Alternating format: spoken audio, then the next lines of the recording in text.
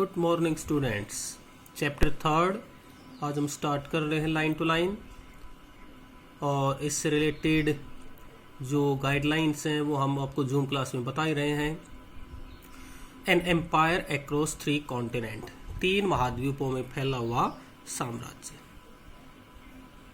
The Roman empire covered a vast stretch of territory that include most of Europe as we know it today and a large part of fertile Certain and North Africa.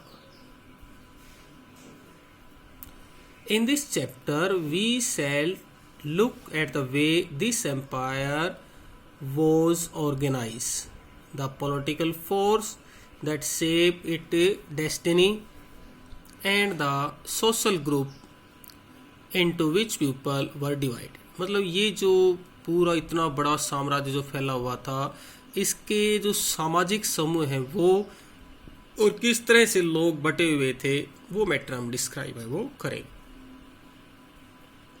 You will see that the empire embraced a wealth of local culture and language, that women had a stronger legal position than they do in many countries today, but also that much of the economy was run on slave labor, denying freedom to substantial a part in the West but remain intact person and exceptionally prosperous in its eastern half. The Khalifa, which you will read about in the next chapter, built in this prosperity and inherited its urban and religious tradition. यानी कि इस topic के अंदर हम उस time के जो culture यानी संस्कृति के बारे में, सामाजिक दशा के बारे में, और ख़ास तौर से जो औरतों की जो पोजीशन थी उससे रिलेटेड बातचीत हम करेंगे। Two powerful empires rule over most of Europe, North Africa and the Middle East in the period between the birth of Christ and the early part of 7th century. दो बहुत ही powerful जो राज्य थे वो उस टाइम पे उदय है वो हुए। Say down to the 630 the two empires were those of Rome and Iran. दो साम्राज्य कौन से थे भाई? एक रोम था और एक ईरान था। The Romans and Iranian were rival and fought against each other for much of their history. ये दोनों आपस में क्या थे? इनकी आपस में लड़ाई चलती रहती थी, इनका अपना अपना इतिहास था। Their empire lay next to each other, separated only by a narrow strip of land that run along the river Euphrates. इन दोनों जो साम्राज्य थे भाई, ये रोम और ईरान, इनको एक बिल्कुल नैरो स्ट्रिप, एक नैरो पट्टी थी जो यूफ्रेट्स रिवर के साथ लगती थी, वो अलग करती थी। In this chapter we shall be looking the Roman empire. इसके अंदर हम रोमन एम्पायर के बारे में पढ़ेंगे। But we shall also refer in passing to Rome's rival Iran. Africa are separated by a sea that stretches all the way from Spain, the west, to Syria in the east. This sea is called the Mediterranean and it was the heart of Rome Empire. और जो ये main क्षेत्र था जिसको Mediterranean भूमध्य सागर के नाम से जाना जाता था, जो रोमन साम्राज्य का हृदय था, दिल था। Rome dominated the Mediterranean and all the region around that sea in both direction. दोनों तरफ ही रोमन साम्राज्य है, उसका अधिकार है वो था। North as well as south to the north the boundary of the empire were formed by two great river. यानी कि इसकी जो बाउंड्री थी उत्तर से दक्षिण, वो दो बड़ी जो नदियां थी ना उनसे तय थी। नॉर्दर्न बाउंड्री किससे थी? Rhine and Danube river. To the south by the huge expanse of desert called Sahara, और दक्षिण में इसके क्या था, सहारा का रेगिस्तान. The vast stretch of territory was the Roman Empire. Iran controlled the whole area south of the Caspian Sea down to eastern Arabia and sometime large part of Afghanistan as well. इस तरह से Iran का जो control है यहाँ तक था, और मेनली साम्राज्य का कुछ हिस्सा अफगानिस्तान में भी था. These two superpower had divided up most of the world that the Chinese called Ta Chin, Great Chin, roughly the West. The early empire. The Roman Empire can broadly be divided into two phases. दो part में बांट दिया, एक early प्रारंभिक, एक late यानी कि बाद का. Divided by the 3rd century as a sort of historical watershed between them. In other words, the whole period down to the main part of the 3rd century can be called the early empire. यानी कि जो तीसरी शताब्दी के आसपास से पहले का जो टाइम था उसको अर्ली एम्पायर के नाम से जाना जाता है. And the period after the late empire, और उसके बाद के समय को क्या कहा जाता है, late empire. A major difference between the two super power and their respective empire was that the Roman Empire was culturally much more diverse than that of Iran.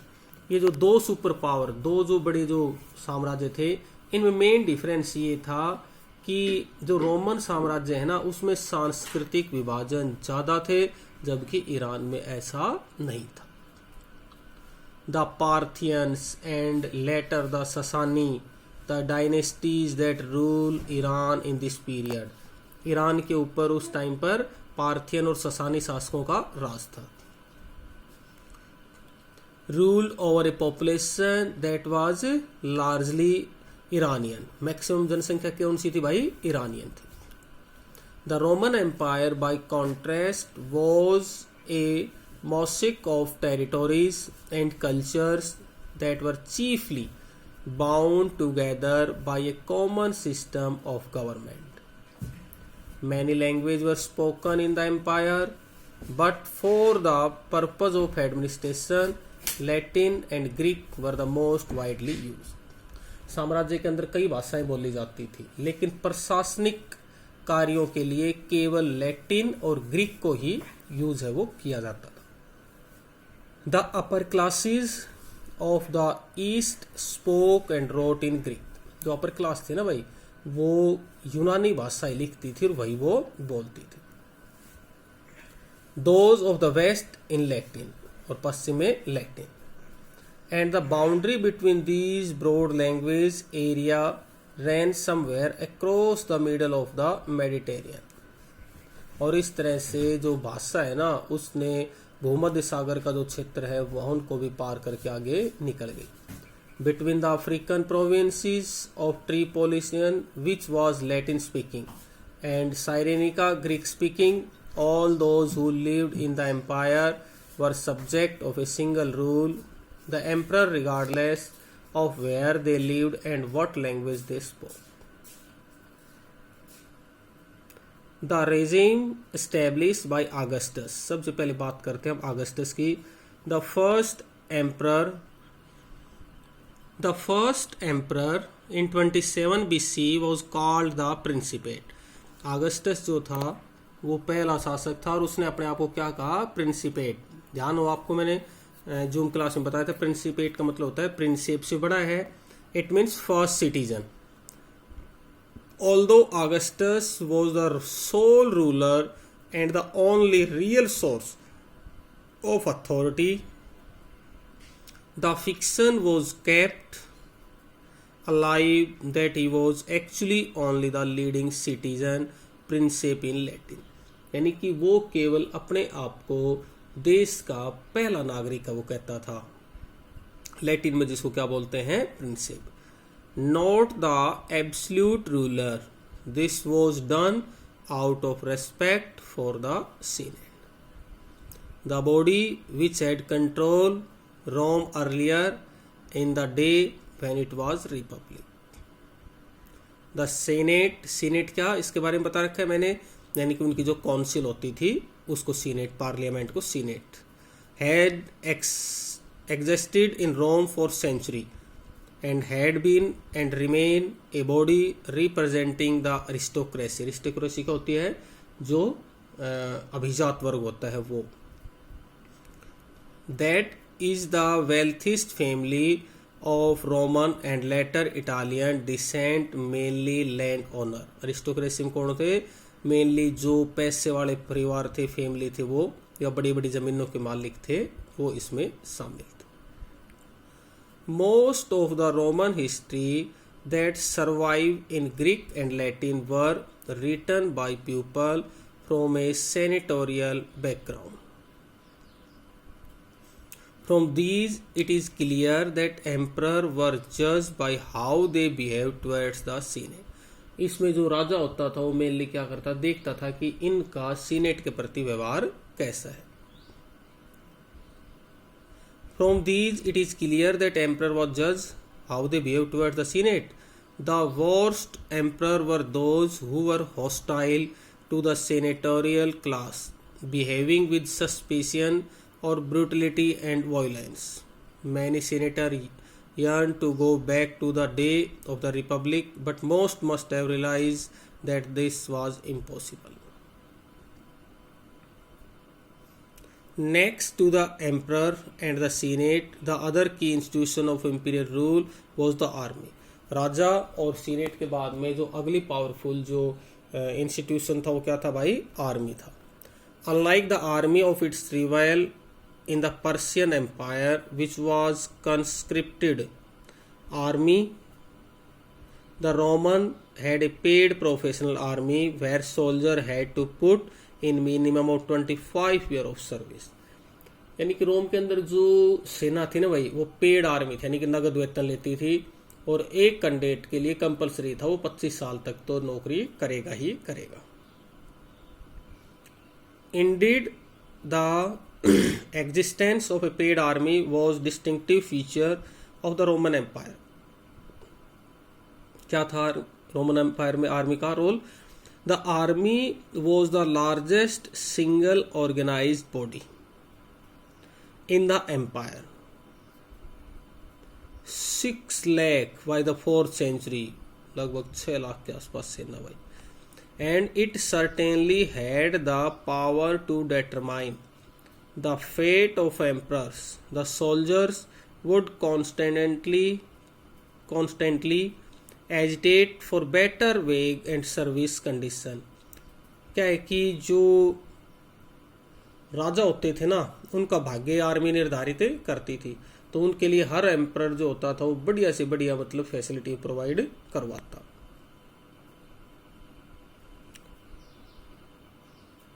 These agitation often took the form of mutiny. कई बार क्या हो जाता था कि ये जब इनको सही काम नहीं मिलता तो ये विद्रोह भी कर देते. If the soldiers felt let down by their generals or even the emperor, जो सिपाही होते थे वो क्या थे, मेनली उनका जनरल होता था वो, या फिर जो राजा होता था वो, उसके अकॉर्डिंग काम करते. Again, our picture of the Roman army depends largely on the way they were portrayed by historians with senatorial sympathy. बाद में क्या हुआ कि धीरे धीरे जो सेनेटोरियल थे, जो सीनेट में काम करते थे, उनकी सिंपैथी भी इसने हासिल कर ली. The senate hated and feared the army. जो सीनेट थी ना, वो हमेशा सेना से नफरत करती थी. Because it was a source of often unpredictable violence. कारण क्या था, वो बहुत बार हिंसा जो है ना उसको फैला देती थी. Especially in the tense condition of the 3rd century, when government was forced to tax more heavily to pay for its mounting military expenditure. यानी कि मेनली एक और भी दिक्कत थी, सेना के जो खर्चे के लिए बहुत ज़्यादा लोगों के ऊपर टैक्स भी है वो लगाए जाते थे। To sum up, the emperor, the aristocracy and the army were the three main player. एक नंबर पे क्वेश्चन आ जाएगा भाई, तीन मेन प्लेयर कौन कौन से थे? राजा था, अभिजात वर्ग थे और सेना थी। The success of individual emperor depended on their control of the army. मतलब राजा की जो कामयाबी है ना भाई, वो सेना पर डिपेंड करती थी। And when the army were divided, the result usually was civil war. और जब जब भी आर्मी मतलब दिक्कत आई है तो सिविल वॉर है वो हुई है, except for one notorious year 69 C, when 4 emperors mounted the throne in quick succession. The first 2 centuries were on the whole free from civil war and this sense relatively stable. Success to the throne was based as far as possible on family descent, either natural or adoptive. And even the army was strongly wedded to this principle. और army जो थी वो main इस सिद्धांत पे चलती थी। For example Tiberius 1437 C, the second in the long line of Roman emperor was not the natural son of Augustus.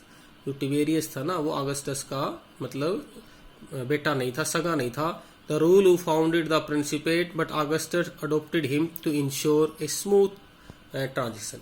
लेकिन ऑगस्टस ने क्या कर लिया, उसको अडोप्ट है वो कर लिया और उसको राजा है वो घोषित करवा दिया। External warfare was also much less common in the first 2 century. पहली 2 शताब्दियों में मतलब मेनली लड़ाई झगड़े वो कम थे।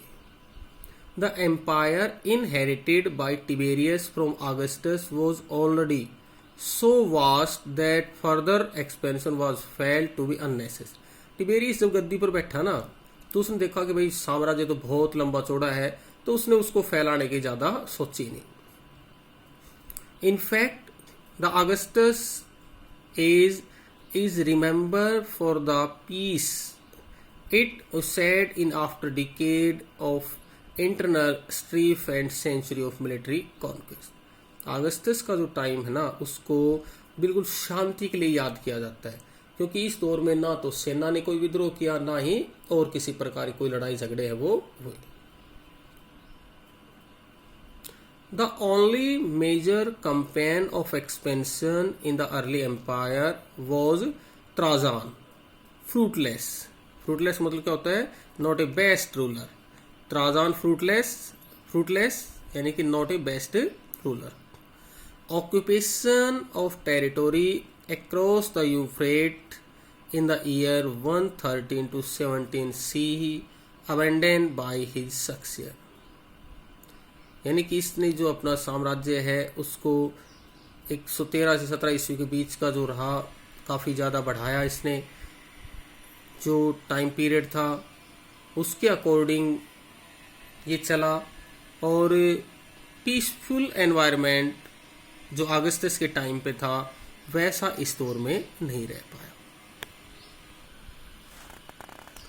Much more characteristics was the gradually extension of Roman direct rule. This was accomplished by absorbing a whole series of dependent kingdom into Roman provincial territory. उसके बाद में धीरे धीरे क्या हो गया, रोमन साम्राज्य जो प्रोविंशियल थे उनके ऊपर डिपेंड होना स्टार्ट हो गया।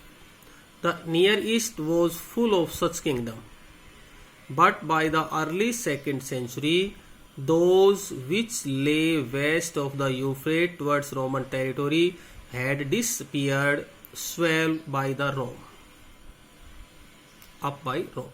Incidentally, some of these kingdoms were existing wealthy. For example, Herod's kingdom yielded the equivalent of 5.4 million denarii per year, equal to over 125 lakh kilogram of gold.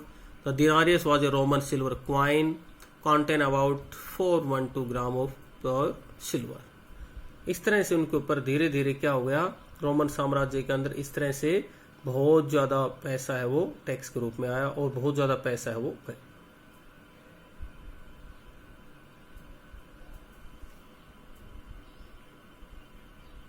आज के लिए इतना ही भाई।